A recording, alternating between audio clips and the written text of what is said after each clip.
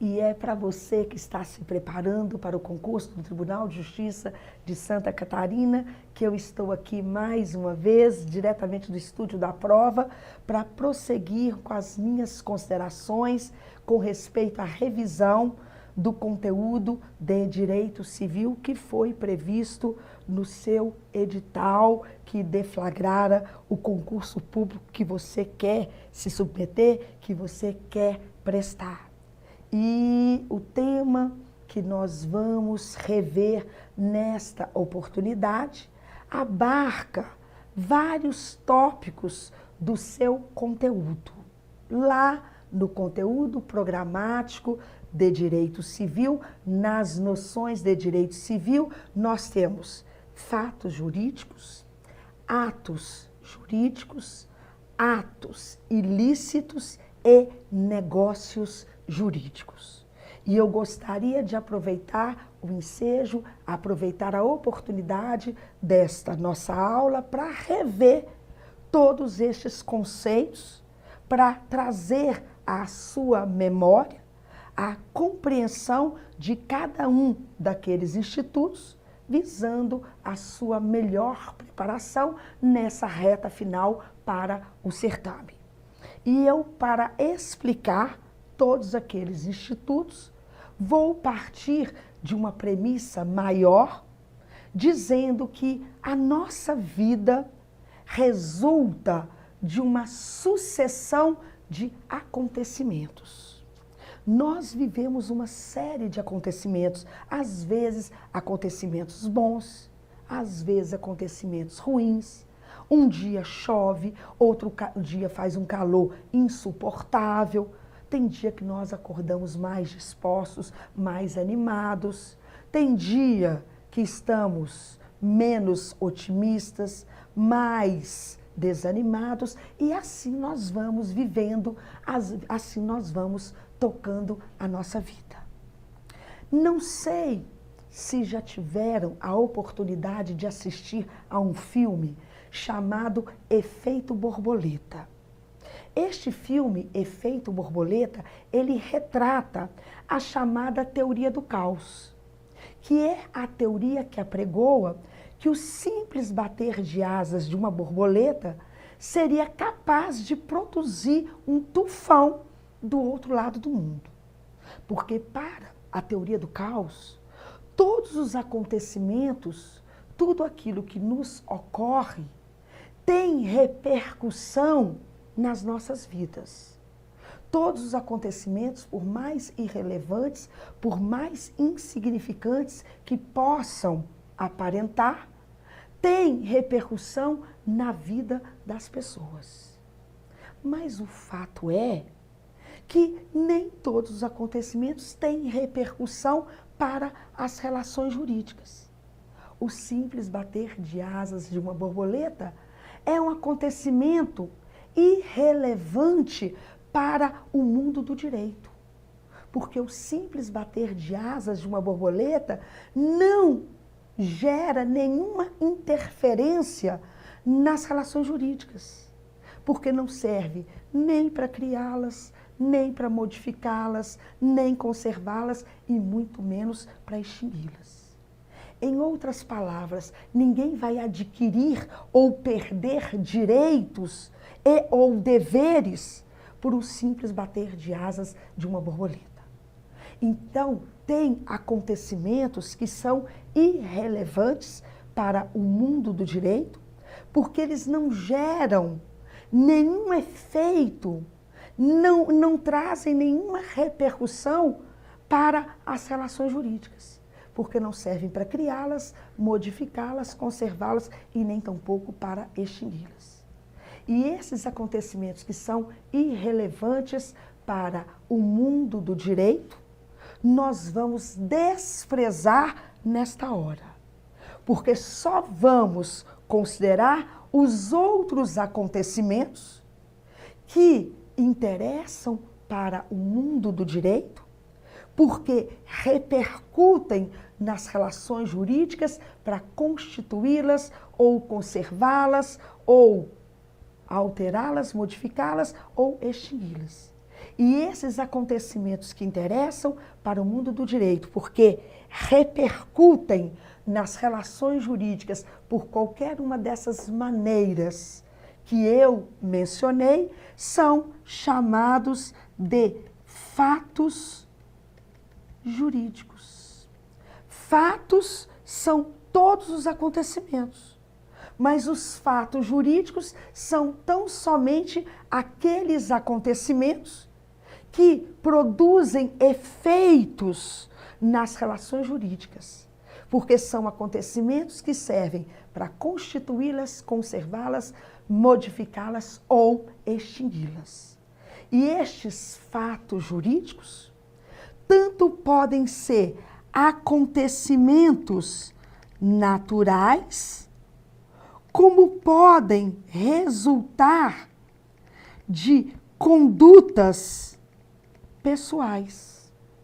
Os acontecimentos naturais, só complementar aqui, são aqueles que não dependem da intervenção humana. São acontecimentos que não resultam da ação volitiva humana e, mesmo sendo naturais, vão repercutir nas relações jurídicas. E a esses acontecimentos naturais que servem para criar, modificar, conservar ou extinguir as relações jurídicas, nós damos o nome de fatos jurídicos em sentido estrito. O que são fatos jurídicos em sentido estrito? São todos os acontecimentos naturais que interessam para o mundo do direito, porque repercutem nas relações jurídicas, fazendo com que as pessoas ou adquiram ou percam direitos ou deveres na ordem civil. E nós temos vários exemplos de fatos jurídicos em sentido estrito, exatamente para facilitar a sua memorização. Exemplos de acontecimentos extremamente naturais, que não resultaram da intervenção humana e que, mesmo sendo acontecimentos naturais, servem para criar, modificar, conservar ou extinguir relações jurídicas. Exemplo. O exemplo que eu vou dar em primeiro lugar é da chuva. Uma chuva em alto mar pode ser insignificante e irrelevante para o mundo do direito. Mas pensem naquela chuva que causa inundação, que provoca alagamento, desabamento. Para ver que, mesmo sendo um acontecimento natural, vejam, ela pode fazer com que as vítimas percam seus bens. E perecendo o objeto, perece o direito. Olha a chuva servindo para extinguir o direito de propriedade.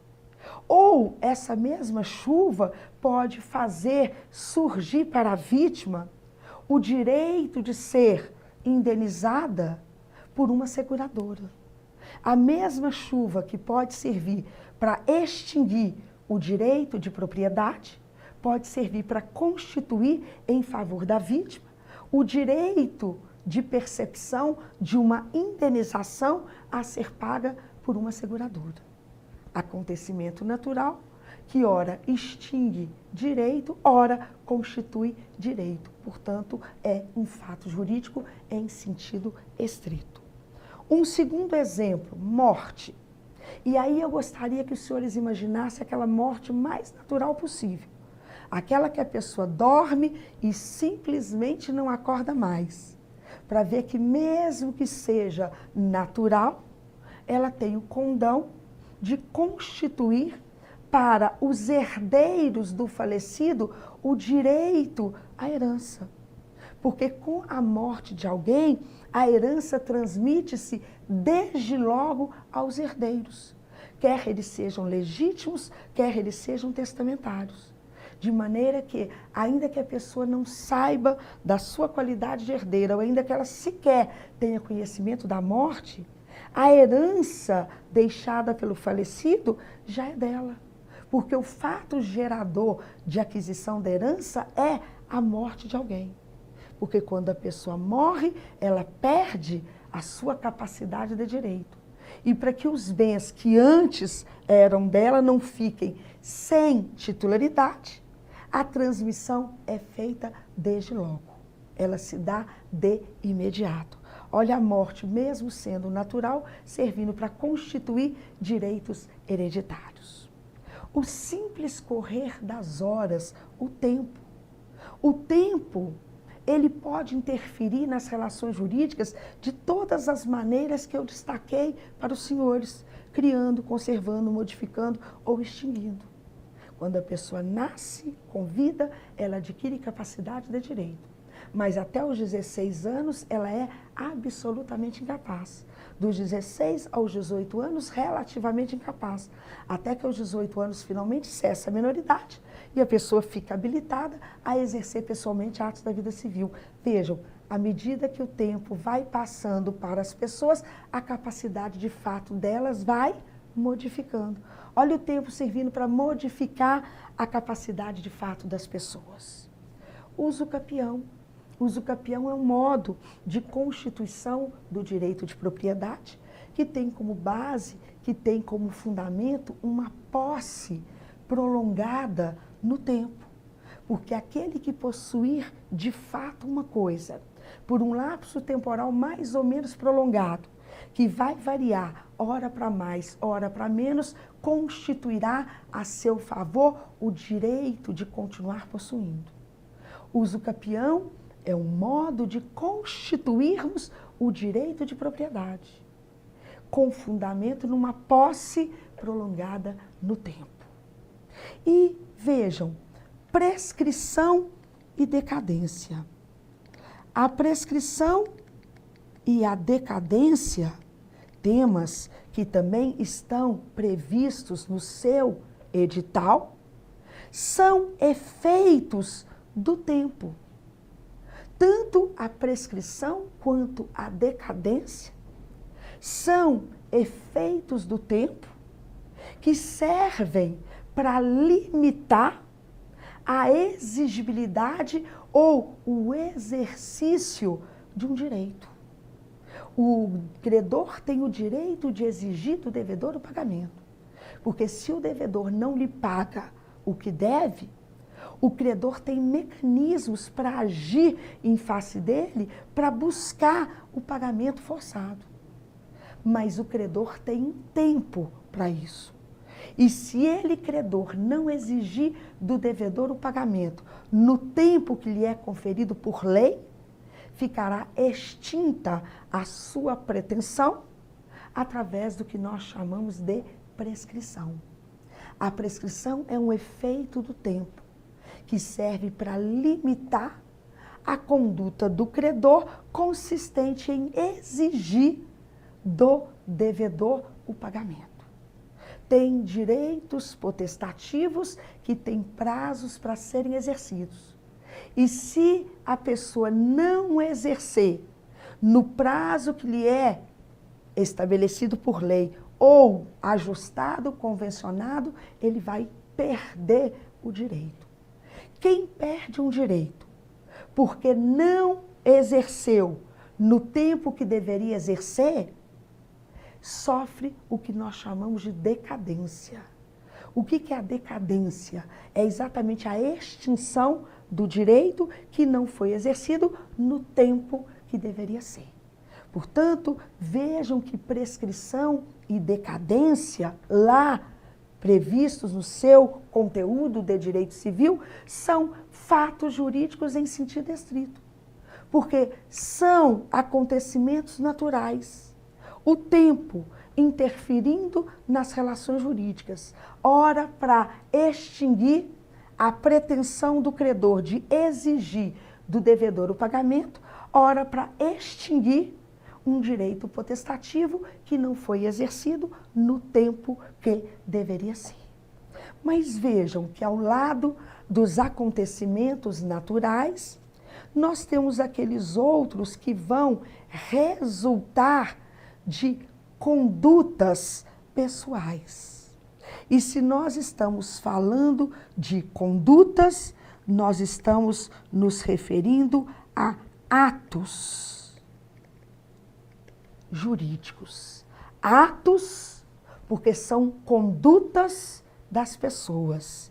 Atos jurídicos, porque as pessoas, através do seu comportamento, através de suas condutas, estarão interferindo nas relações jurídicas. Interferência esta que tanto pode ser positiva, como pode ser negativa. Vejam que quando a conduta das pessoas interferir nas relações jurídicas de forma negativa, por produzir efeitos que não são desejados, que não são queridos, nós damos a elas o nome de atos ilícitos.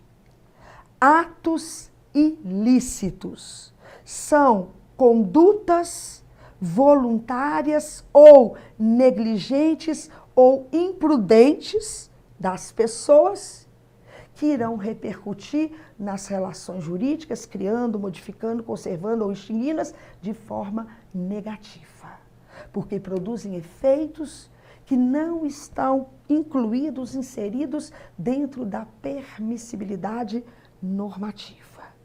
E os atos ilícitos, vejam, são fatos jurídicos, embora eles produzam efeitos antijurídicos, porque não são desejados, porque não são queridos. E os atos ilícitos estão definidos em 2 artigos do nosso Código Civil. O artigo 186, que traz uma definição clássica, uma definição tradicional dos atos ilícitos, e o artigo 187, que traz uma outra definição mais moderna, mais vanguardista. Nos termos do artigo 186, comete ato ilícito todo aquele que por ação ou omissão voluntária, negligência ou imprudência estiver violando direito. Aquele que por ação ou omissão, ou seja, aquele que através da sua conduta, do seu comportamento, conduta esta que pode ser voluntária ou culposa, manifestada pela negligência ou imprudência, estiver violando um direito, comete um ato ilícito. Na verdade, o artigo 186, ele fala mais do que precisava dizer. Porque se nós eliminássemos uma parte na redação dele, nós não comprometeríamos em absolutamente nada a definição de ato ilícito. Aquele que cometer um ato ilícito e causar dano a outrem, comete, aquele que por ação ou omissão voluntária, negligência ou imprudência e causar dano a outrem, ainda que exclusivamente moral, comete ato ilícito. A parte que eu proponho eliminarmos na redação do artigo 186, sem comprometer a definição do Instituto, é aquela, e causar dano, ainda que exclusivamente moral. Porque causar dano, ainda que exclusivamente moral, não é elemento integrante do ato ilícito, mas tão somente pressuposto para a obrigação de indenizar. Causar dano, ainda que exclusivamente moral, é apenas pressuposto para a responsabilidade civil. Tanto é verdade que a lei fala mais adiante, no artigo 927. Aquele que cometer ato ilícito e causar dano, fica obrigado a indenizar. Então, É possível dano, é possível ato ilícito sem dano? Sim. Basta que alguém, com sua conduta pessoal, esteja violando direito. No que não é possível é responsabilizarmos civilmente uma pessoa porque ela praticou um ato ilícito, se ela não tiver causado dano. Porque qualquer centavo que a vítima receber a título de indenização por um dano que ela não sofreu, por um dano que ela não amargou, acarretará locupletamento ilícito, acarretará enriquecimento sem causa. Vejam que o artigo 187, por sua vez, aquele segundo artigo a que me referi, que define os atos ilícitos, vem nos mostrar que as pessoas, para cometerem ato ilícito, não precisam necessariamente violar um direito. O artigo 187 nos mostra que é possível as pessoas cometerem ato ilícito, mesmo estando no exercício de um direito seu, conquanto façam de forma abusiva. Porque nos termos do artigo 187, também comete ato ilícito o titular de um direito que, ao exercer o seu direito, exceder, ultrapassar, abusar dos limites impostos pela função econômico-social, pela boa-fé ou costumes. Vejam que foi o artigo 187 que erigiu o abuso do direito à categoria de ato ilícito. Eu, como proprietária, tenho o direito de erguer um muro para estabelecer os limites da minha propriedade com os limites da propriedade do vizinho. Mas se eu construir um muro com mais de 50 metros de altura, fazendo sombra na piscina do vizinho, eu estou abusando do meu direito e, portanto, cometendo um ato ilícito. E quem comete ato ilícito e causa dano, fica obrigado a indenizar. Olha por que o ato ilícito é um fato jurídico. Porque quando ele causa dano, ele constitui para a vítima o direito de ser indenizada.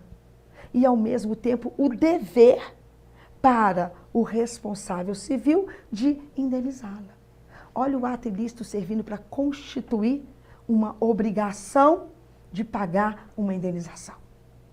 Mas o ato ilícito, ele pode repercutir nas relações jurídicas de outra forma. Ele pode servir, por exemplo, para desconstituir uma negociação. Eu fui ameaçada de morte, fui coagida a vender a minha fazenda que eu não gostaria de ter vendido. Eu posso, alegando e provando a coação que eu sofri, anular a venda que eu fiz sem querer fazer. Olha o ato ilícito sendo motivo para desconstituir uma relação negocial. Então, os atos ilícitos, eles podem repercutir nas relações jurídicas de várias maneiras.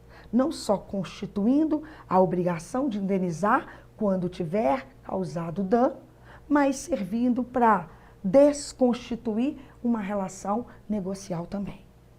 Mas nem sempre os atos praticados pelas pessoas são ilícitos.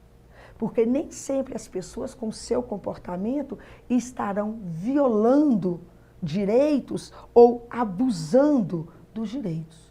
Portanto, ao lado dos atos ilícitos, nós temos aqueles atos jurídicos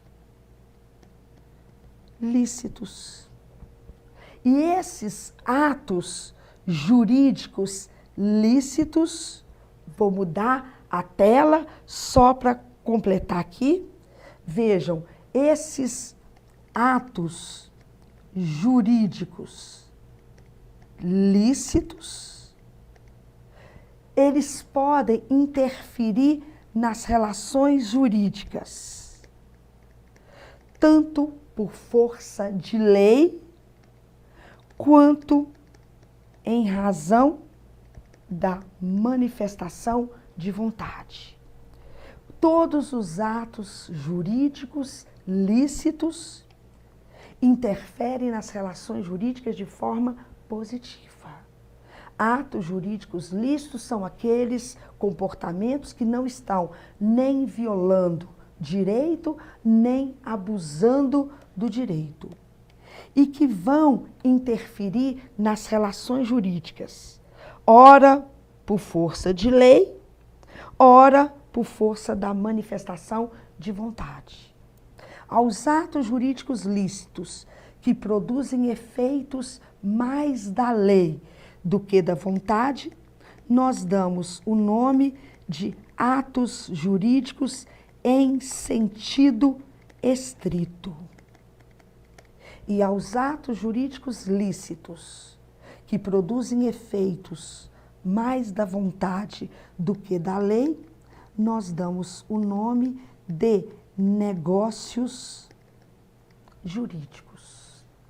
Percebam, sintam nesta oportunidade que todos os negócios jurídicos são atos jurídicos.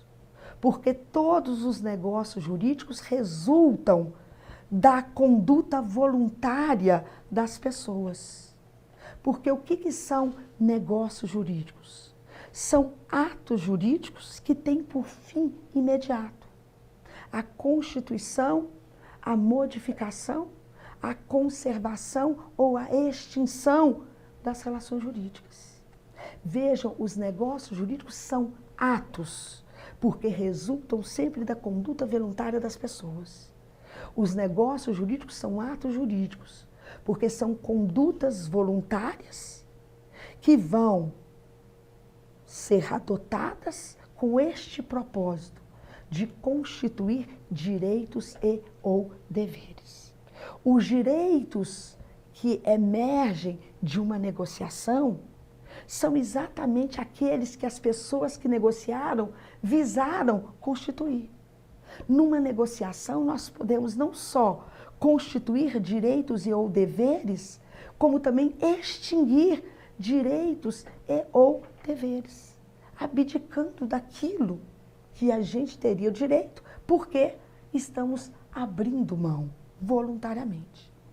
Todos os negócios jurídicos são atos jurídicos, mas vejam que nem todos os atos jurídicos têm natureza negocial, porque nem sempre as pessoas, através dos seus comportamentos, estão negociando, estão constituindo ou extinguindo direitos ou deveres que lhes aprouver. Tem condutas pessoais que vão interferir nas relações jurídicas, que podem constituir direitos e ou deveres, porque já pré-definidos, pré-determinados pelo legislador. Tem determinadas condutas que, se praticadas voluntariamente pelas pessoas, vão ter o condão de interferir nas relações jurídicas, vão poder constituir ou extinguir direitos e ou deveres, como antevisto por lei. Por isso são atos jurídicos em sentido estrito, ou atos jurídicos não negociais. Exemplo de um ato jurídico em sentido estrito. Quando eu estabeleço a minha residência num determinado local, com a intenção, com a vontade de ali permanecer, a lei diz que com esta minha conduta voluntária, eu estou tendo ali, naquele lugar onde eu escolhi para residir com a intenção de permanecer, tendo o meu domicílio. Aquele lugar onde eu resido voluntariamente com a intenção de permanecer é o meu domicílio, não porque eu quis, mas porque a lei assim determinou. O domicílio voluntário das pessoas é o lugar onde as pessoas escolheram para residir com a intenção de permanecer. Então, a minha residência, onde eu tenho a intenção de permanecer, é o meu domicílio, não porque eu quis, mas porque a lei determinou como resultado da minha conduta. Portanto, isto é um ato jurídico em sentido estrito. E para os atos jurídicos em sentido estrito, o legislador reservou no Código Civil um único artigo que é o artigo de número 185. O artigo 185, ele dispõe mais ou menos assim: aos atos jurídicos lícitos. Vejam na tela, aos atos jurídicos lícitos. Então, já eliminei os fatos jurídicos, já eliminei os ilícitos. O que sobrou? Atos jurídicos lícitos. Aos atos jurídicos lícitos que não sejam negócios jurídicos, o que sobrou? Atos jurídicos em sentido estrito.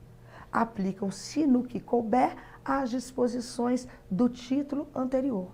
E as disposições do título anterior são exatamente aquelas que versam acerca dos negócios jurídicos.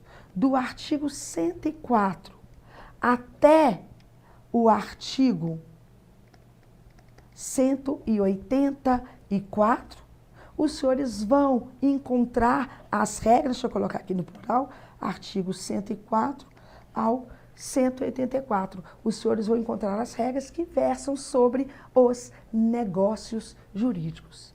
Regras estas estabelecidas no primeiro título do livro número 3, dos artigos 104 ao 184, que nós temos que aplicar aos atos jurídicos em sentido estrito, evidentemente que naquilo que couber.